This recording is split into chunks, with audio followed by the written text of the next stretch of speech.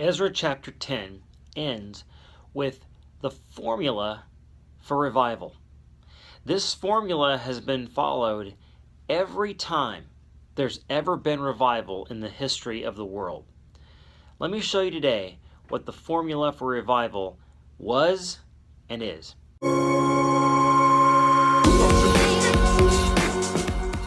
Ezra chapter 10, we find Ezra on his knees, hands in the air, confessing his sin and the sin of the nation before God. In fact, he's doing it publicly. Everyone's watching this. And the craziest thing happened. People joined in. They said, "It's us. We've sinned against you, God." And their heads were down, and they were weeping, and they were crying. And then one person said, "We are going to put away our foreign wives. We took these wives we knew we shouldn't have, and we're going to divorce them." Now, that might sound different. It might sound counter to what the New Testament says, where the New Testament says if you're with an unbeliever, which you shouldn't have married in the first place, stay with them. If, maybe they'll find, Christ in this relationship, unless they leave you.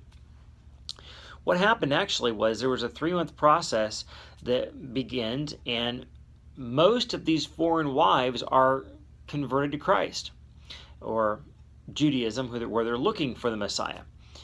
Only 114 of them, their names are listed, are not converted, and these are pagan wives that they actually do divorce, and even the children go with the mom, and the father would then support them.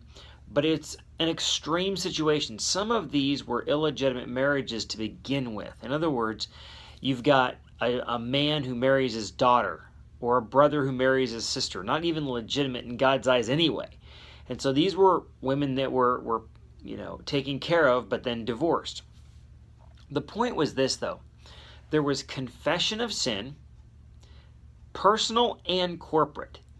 I've done this, God, and I'm sorry, and we've done this. It was both. Then there was action. It wasn't just words saying, well, we did these things.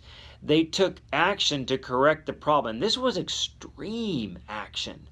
These were all men who were willing to say, you know what, we've taken these wives. And the reason that Josephus says they took these wives is they actually divorced their Jewish wives, but they did it because their Jewish wives had gotten darker skin from being in the sun, and they didn't find them attractive, and so they went to these foreign wives. It was a very sick, sad situation.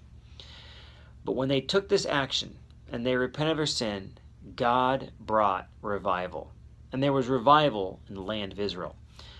If we're going to see revival in our day, we've got to be on our knees before God, confessing our own sin and taking action to remove it from our lives. We've got to confess the sin of our nation, the sin of our city, the sins of our friends, and say, God, this is happening right under my nose, and I'm not, able to do anything other than confess this sin to you. And God moves when we do that. My challenge to you today is this.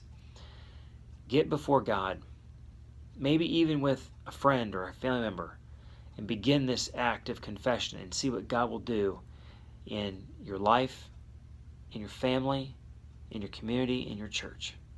God bless you guys. Have a great day.